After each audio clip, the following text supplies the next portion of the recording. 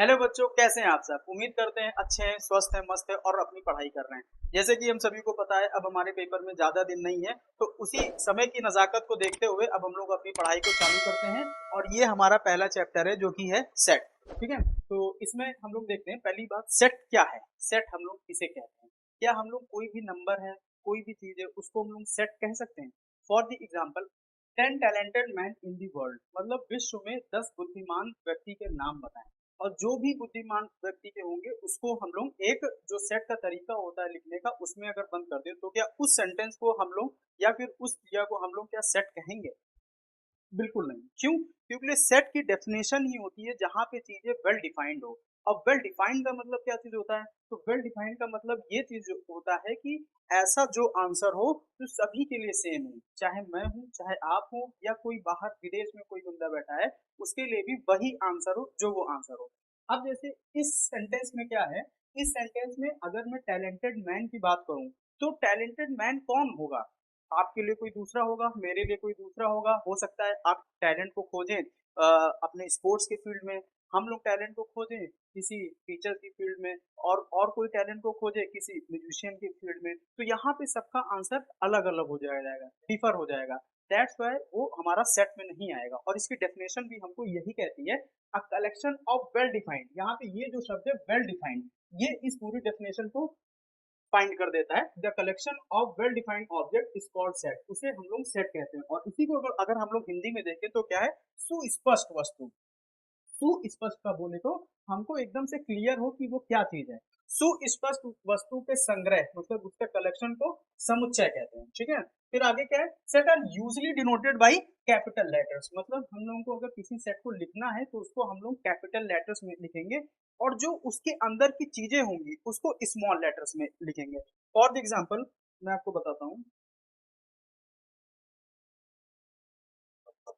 जैसे मैंने लिखा सेट ए, तो ये सेट ए है, तो इसलिए मैंने इसको कैपिटल लेटर में लिखा। अब अगर मुझे इसके अंदर एलिमेंट को लिखने हैं, सबसे पहली बात, सेट को लिखने का तरीका हम लोग ऐसे ब्रेसेस में इसको लिखते हैं। मैंने लिखा ए बी सी, 1 2 3।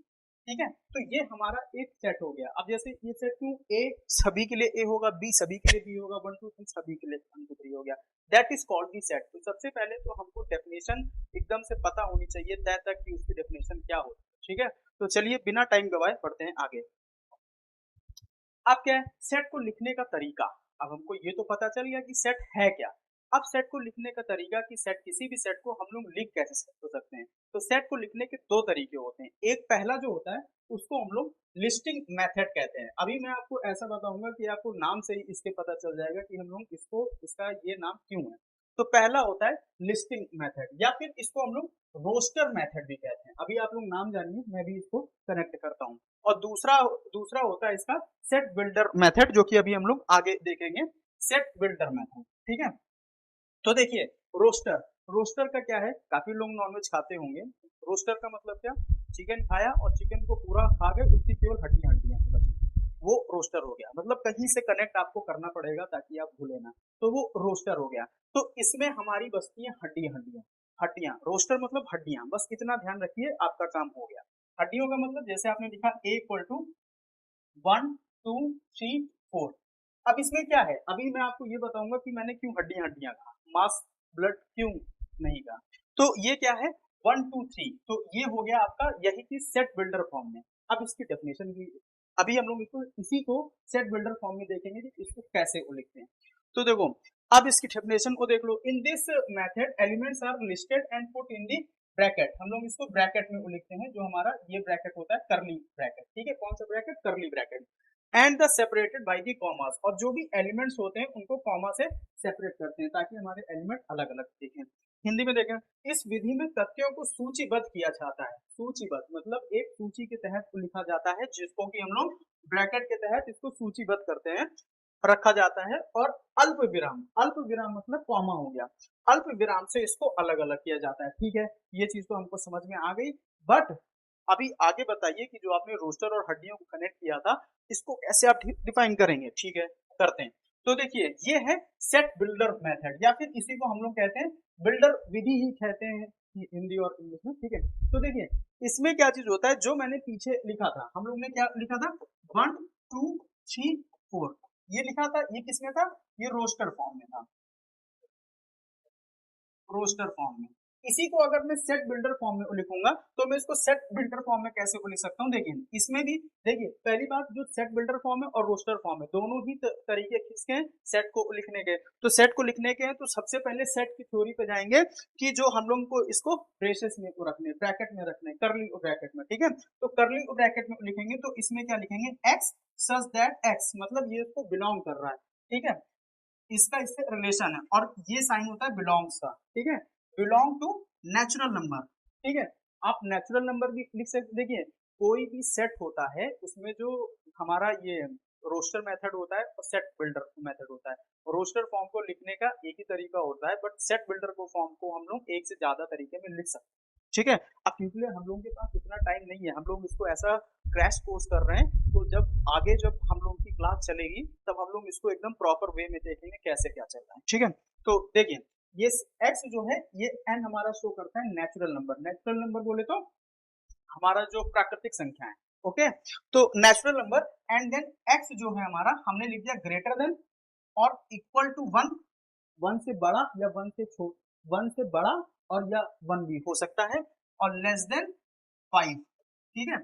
अब देखिए लेस देन 5 लिखा है, यहाँ पे इक्वल टू का साइन नहीं है, अगर इक्वल टू का साइन होता है तो हम लोग उस एलिमेंट को भी कंसीडर करते हैं।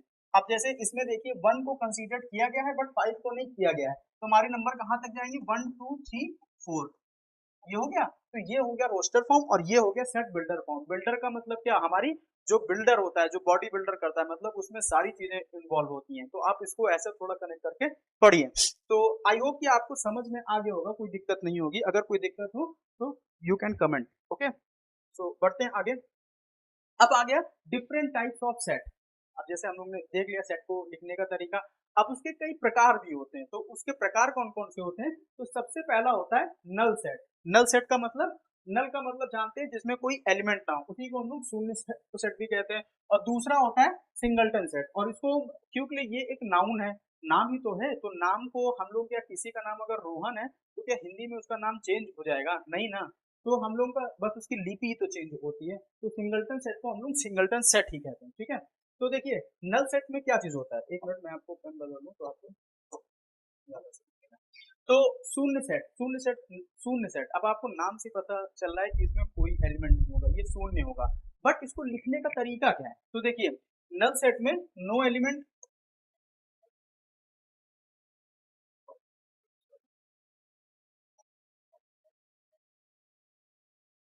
पहली बात कोई एलिमेंट नहीं होगा इसमें, और दूसरी बात इसको लिखने का तरीका क्या है, इसको या तो हम लोग इसको इस साइन से दिखाते हैं या फिर इसको खाली ब्रैकेट से दिखाते हैं, ठीक है। तो ये हमारा हो जाता है नल सेट, इस साइन को हम लोग कहते हैं फाई, ठीक है। या तो फाई से दिखाते हैं या तो ओपन वो सॉरी ये करली ब्रैकेट जिसके अंदर कोई एलिमेंट ना हो। अब कोई एलिमेंट ना हो इसको ध्यान को रखिएगा, अब अगर आपने इसको ये कर दिया करली ब्रैकेट जीरो, तो ये नल सेट नहीं रहा, क्योंकि जीरो भी एक नंबर है, जीरो भी एक नंबर है, एक संख्या है जो कि उसके अंदर है, बट वो एक ही संख्या है, तो एक ही संख्या है तो ये किस में जाएगा, ये हमारा जाएगा सिंगलटन सेट में। सिंगलटन सेट का मतलब व्हाट, कि सिंगल एलिमेंट हो, तो सिंगल एलिमेंट हो गया तो सिंगलटन सेट, और अगर कोई एलिमेंट नहीं है तो हमारा वो हो गया नल सेट। अब अगर मैं इसको केवल जीरो को लिखता हूँ तो क्या ये कोई, ये किस में जाएगा, ये नल सेट में जाएगा तो सिंगलटन सेट में जाएगा। एक मिनट वीडियो पॉज करके आप सोचिए ये जीरो किस में हो जाएगा। तो अगर सोचा होगा या वीडियो नहीं और उपयोगी, मैं बता देता हूँ। जो जीरो है, जीरो ना सिंगलटन सेट में जाएगा ना ही नल सेट में जाएगा। क्यों, मैंने क्या कहा था कि पहले आपको सेट को ध्यान में रखते ही आगे चलना है। ये क्या सेट है, इसको क्या करली ब्रैकेट में करा गया है, नहीं ना, तो ये किसी में नहीं जाएगा। बट अगर मैं जैसे ही इसको करली ब्रैकेट में कर देता हूँ तो ये एक सिंगलटन सेट बन जाएगा, ठीक है। तो चलिए बढ़ते हैं आगे। अब और कौन सा टाइप होता है, एक आता है फाइनाइट सेट और एक आता है इनफाइनाइट सेट। फाइनाइट बोले तो परिमित सेट और इनफाइनाइट बोले तो अनंत, अनंत समुच्चय, ठीक है। अब देखिए इसके नाम से ही आपको पता चल रहा होगा फाइनाइट और इनफाइनाइट। फाइनाइट मींस व्हाट, जो एक हमको पता हो कि ये फाइनाइट है। इनफाइनाइट जिसका मतलब पूरा सागर हम लोगों को पता ही ना हो कि इसकी एंडिंग कहाँ से, स्टार्टिंग तो पता हो बट एंडिंग ना पता हो कि ये कहाँ पे खत्म हो रहा है, तो वो हो गया इनफाइनाइट। इनफाइनाइट का मतलब होता ही क्या है, जो इनफाइनाइट तक चलता रहे। तो फाइनाइट का मतलब हो गया, जैसे मैं आपको लिखूं, इसमें कोई सेट लिखूं, जैसे ए लिखा मैंने 1 2 3 4 और इसको यहाँ से बंद कर दिया। और अगर मैं इनफाइनाइट सेट को लिखूं तो इनफाइनाइट सेट में क्या जाएगा, मैंने लिख दिया 1 2 3 4 और इसके बाद dot dot dot dot dot, मतलब ये चलता ही जा रहा है, ये खत्म ही नहीं हो रहा है। तो ये खत्म ही नहीं हो रहा है तो क्या हो गया, ये हो गया इनफाइनाइट सेट। और जो खत्म हो गया, जिसके आगे कोई डॉट डॉट डॉट नहीं है, मतलब कोई संख्या नहीं चल रही है, तो वो हो गया फाइनाइट सेट। अब इसके क्वेश्चन कैसे आते हैं, मैं भी आपको इसका प्रीवियस ईयर और इससे रिलेटेड क्वेश्चन जब कराऊंगा तो आपको और अच्छे से क्लियर होगा। अभी आप थ्योरी को स्टेप बाय स्टेप पढ़ते जाइए, ठीक है। अब आता है इक्विवेलेंट सेट। इक्विवेलेंट बोले तो समतुल्य सेट। अब समतुल्य सेट क्या होता है, तो देखिए बहुत ही आसान है, कुछ भी नहीं है। Two finite set, two finite set, पहली बात इसमें इनफाइनाइट सेट की बात नहीं हो रही है, फाइनाइट सेट की बात हो रही है। तो two finite sets A and B are said to be equivalent, वो तभी इक्विवेलेंट या समतुल्य कहलाएंगे जब if they have the same number of the element, same number of the element, इस बात को ध्यान में रखिएगा, same number of the element. अभी आपको पता चल जाएगा कि मैं क्यों कह रहा हूं कि इस बात को ध्यान में रखिएगा। चलिए इसको हिंदी में देख लेते हैं। दो परिमित समुच्चय ए और बी, परिमित मतलब फाइनाइट, ए और बी समतुल्य माने जाते हैं यदि उनमें तथ्यों की संख्या समान हो। तथ्यों बोले तो एलिमेंट्स के नंबर ऑफ एलिमेंट्स हमारे सेम हो। फॉर द एग्जांपल, मैं आपको एग्जांपल देता हूं तो आपको एक बेहतरीन आइडिया लग जाएगा कि क्या होता है। देखिए मैंने सेट ए लिखा, मैंने सेट ए लिखा, सेट ए क्या लिखा 1 2 3, ठीक है, सेट है, सेट के उसमें लाई कर रहा है, डेफिनेशन को फॉलो कर रहा है। और मैंने सेट बी लिखा A B C, okay okay समझ में आ रहा है, बहुत बढ़िया, मजा आ रही है। सेट सी लिखा छोटा बड़ा, ठीक है, दैट्स ऑल। अब तो आधे लोगों का तो कंफ्यूज यहीं से हो गया होगा कि इसमें छोटा बड़ा को कैसे आ सकता है। भाई छोटा बड़ा भी तो एक सेट में लाई करेगा ना, जो यहाँ के लिए छोटा बड़ा है वो कहीं के लिए भी छोटा बड़ा ही रहेगा, ठीक है। तो देखिए ये क्या हो गया 1 2 3 ए बी सी और छोटा बड़ा। अब मैं अगर इन तीन सेट में बात करूं तो तीन सेट में हमारे इक्विवेलेंट सेट कौन कौन से होंगे, तो देखिए A and B are equivalent set. बोले तो क्यों, बोले तो इसलिए क्योंकि हम लोगों को इसमें क्या ध्यान देना था, number of element, that's it. बस आप लोग इसका एक कीवर्ड पकड़ के चलिए, और ये डेफिनेशन कहीं नहीं पूछी जाती, डेफिनेशन आपको याद भी नहीं वो करनी है। बस बहुत ज्यादा हो तो आपको सेट की डेफिनेशन याद कर लेना कि collection of well defined object, that's it, बस इसके बाद और कुछ नहीं याद करना। तो इसमें हम लोगों को क्या है, नंबर ऑफ एलिमेंट सेम होना चाहिए। तो नंबर ऑफ एलिमेंट देखिए इसमें भी सेम है 1 2 3, और नंबर ऑफ एलिमेंट इसमें भी सेम है 1 2 3। बट क्या सी में है, सी में नहीं है, क्योंकि वो सेट तो है, ऐसा नहीं कि सी सेट नहीं है, बट सी में नंबर ऑफ एलिमेंट नहीं सेम है, उसमें दो ही एलिमेंट है, तो दैट्स वाई वो इक्विवेलेंट सेट नहीं होगा। तो आई होप आप लोगों को बहुत अच्छे से समझ में आ रहा होगा। और चलिए बढ़ते हैं आगे। अब आ जाता है इक्वल सेट। अब यहाँ पे आपको पता चलेगा मैंने क्यों कहा नंबर ऑफ सेट को ध्यान में रखिएगा। इक्वल सेट, अच्छा इक्वल का मतलब क्या चीज हो गया, अगर मैं आपसे कहूं कि मेरा ये हाथ, वैसे तो दोनों हाथ इक्वल नहीं होते हैं, ठीक है, थोड़े से छोटे बड़े होते हैं, बट मैं अगर आपसे कहूं मेरा दोनों हाथ बराबर है। अब मेरा दोनों हाथ बराबर का मतलब क्या चीज हो जाएगा, मैं अगर अपना हाथ ऐसे करूं तो ये हाथ इसके बराबर है, और इवन जो ये थम्स होंगे, थम्स भी एक दूसरे के बराबर होंगे, फिंगर भी एक दूसरे के बराबर होंगी, सारी फिंगर एक दूसरे के बराबर होंगी, तभी तो मैं जाके कह पाऊंगा ना कि मेरा दोनों हाथ बराबर है, मतलब एग्जैक्टली सेम। एग्जैक्टली सेम बोले तो किसी का आइडेंटिकल मैं अगर खड़ा कर दूं तो आपको पता ही ना चल पाए कि भाई ये कौन है और ये कौन सा बंदा है, ठीक है, एग्जैक्टली सेम, तो वो आ जाता है इक्वल में, ठीक है। जैसे मैंने हैंड का आपको एग्जांपल दिया, तो देखिए इक्वल सेट में क्या चीज होता है, दो नॉन एम्प्टी सेट होने चाहिए, each element of set A of an element of set B, each element of set B of an element of set A are called the equal set. Definition से नहीं समझ में आएगा, थोड़ा हिंदी में देखिए, यदि ए और बी दो गैर रिक्त, गैर रिक्त का मतलब है कि वो जीरो ना हो, ठीक है, नॉन एम्प्टी हो, एम्प्टी ना हो, खाली ना हो, नल सेट ना हो है, और सेट ए का प्रत्येक तत्व सेट बी के तत्व से, और सेट बी का प्रत्येक तत्व मतलब एलिमेंट सेट ए के तत्व हैं, जो सेट ए और बी समान सेट कहलाते हैं। मतलब अगर मैं ए लिखूं तो भले ए बी सी हो जाए, और बी में लिखूं भले सी बी ए हो जाए, ये चलेगा, सेट एलिमेंट आगे पीछे चलेंगे, बट एग्जैक्टली सेम एलिमेंट होने चाहिए, ठीक है। वहां पे क्या था, जो हम लोग ने इक्विवेलेंट सेट पढ़ा था, समतुल्य सेट, कि उसमें हमारे नंबर ऑफ एलिमेंट सेम होना चाहिए। देखिए एक सेट में मैंने 1 2 3 लिया था और एक में एबीसी लिया था, वो तब भी इक्वल थे। बट यहाँ पे क्या है, सॉरी इक्विवेलेंट थे। यहाँ पे क्या है, यहाँ पे जो एलिमेंट होने चाहिए ए में, वही एग्जैक्टली बी में होने चाहिए, ठीक है। आई होप आप लोगों को समझ में आ गया होगा। अब आता है सबसेट। अब देखो, आपने पढ़ा सेट, फिर आया सबसेट। तो इसको आप याद करने के लिए, ध्यान रखने के लिए ऐसा रख सकते हैं, ये उसका बच्चा हो गया सेट का सबसेट, मतलब ये उसके अंडर में आ गया।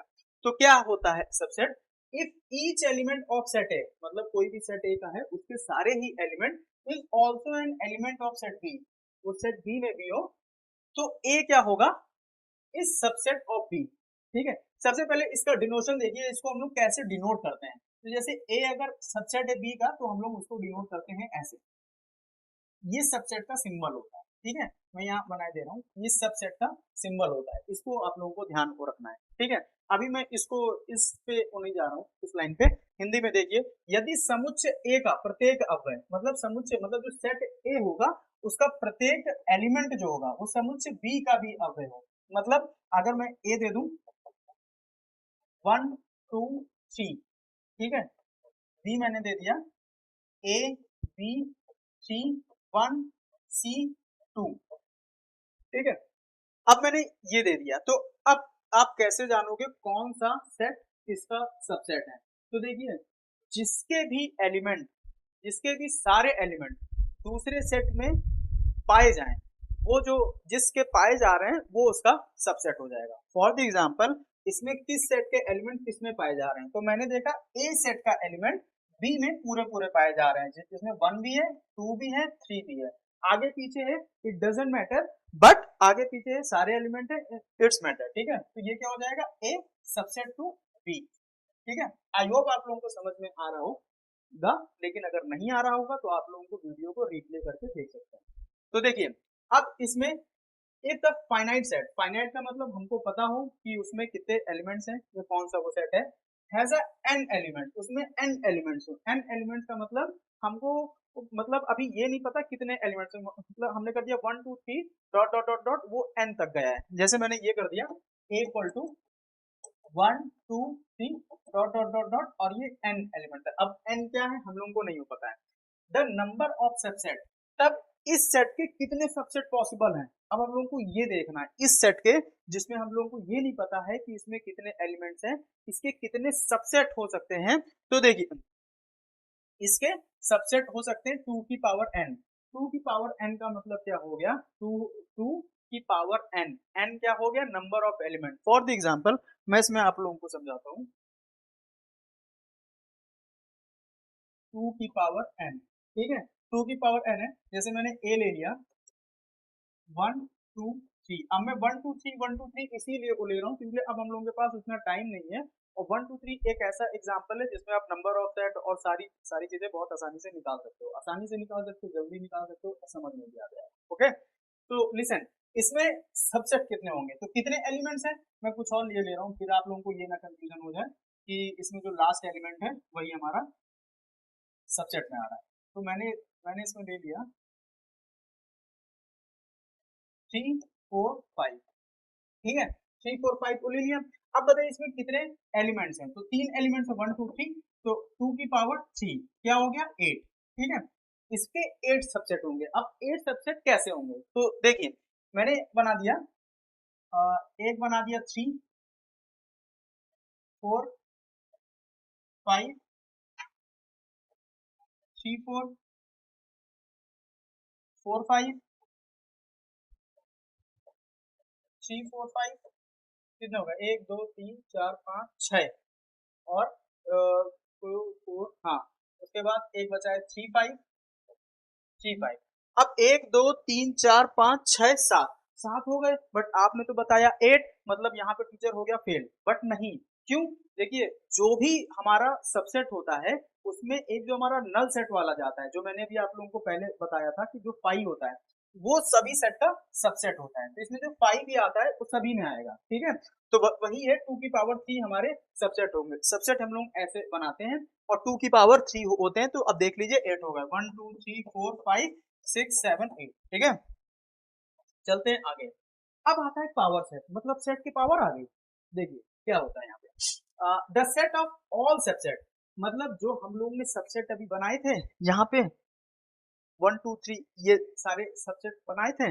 अब अगर इन्हीं सबसेट का given set A is called the power set. मतलब मैं समझाता हूँ, देखिए हम लोग ने क्या लिखा था, ए को लिखा था 1 2 3, ठीक है। फिर इसका सबसेट हम लोग ने बनाया था।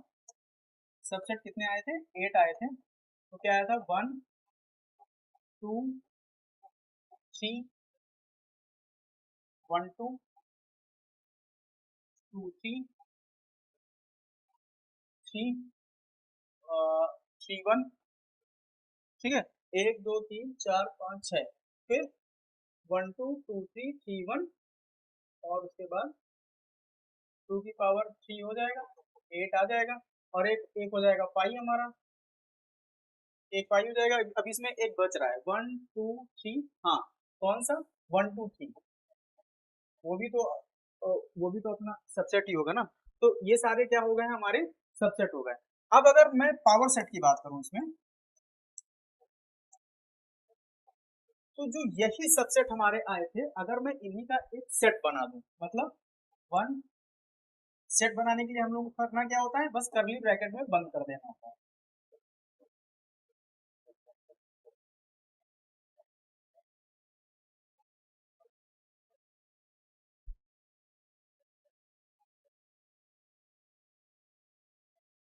तो ये जो हमारा सेट बन गया, ये जो नीचे वाला, इसी को हम लोग कहेंगे पावर सेट ऑफ ए।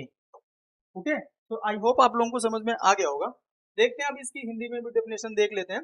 किसी दिए गए समुच्चय, मतलब सेट ए के सभी उप समुच्चयों के, मतलब सबसेट के समुच्चय को ए का घात समुच्चय कहा जाता है, और इसे पी पी ए के द्वारा दर्शाते हैं। ये आप देख लेना डेफिनेशन, ठीक है। और इसमें भी किसी के पावर सेट का वो क्या होता है, नंबर क्या चीज होता है, 2 की पावर एन।